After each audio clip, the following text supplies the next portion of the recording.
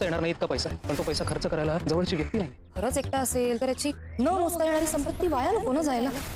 नमस्कार. ठरलं तर मग या मालिकेमध्ये आपण पाहणार आहोत की प्रिया अर्जुन सायलीच्या प्लॅनमध्ये अडकली आहे. अर्जुनने अधिराज नावाचा त्याचा मित्र प्रियासमोर उभा केलेला असतो. अधिराजकडे पैशाने भरलेली बॅग पाहून प्रिया त्याचा पाठलाग करते, तर अधिराज त्याच्या ड्रायव्हरला म्हणत असतो की माझ्याकडे मोजता येणार नाही एवढा पैसा आहे, पण तो पैसा खर्च करण्यासाठी हक्काची व्यक्ती नाही. मग काय प्रेक्षकांनो, अडकली प्रिया इथेच.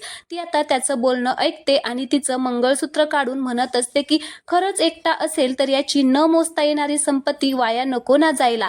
असं म्हणून ती नाटक करत त्याच्या जवळ जाते आणि आता खोटी दुःखभरी कहाणी त्याला सांगते. त्यावेळेस अधिराज पण नाटक करत तिला म्हणत असतो की तुझ्या घरी तुझ्या व्यतिरिक्त कमवणारं कोणी नाही का?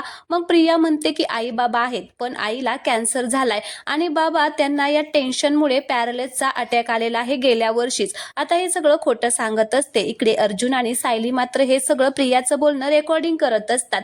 तर अर्जुन सायलीला म्हणत असतो की हिला ना जेवढं नाटक करायचं आहे ना तेवढं नाटक करू दे, त्यात आपलाच फायदा आहे. आपल्या अधिराजच्या जाळ्यात ती बरोबर अडकलेली आहे.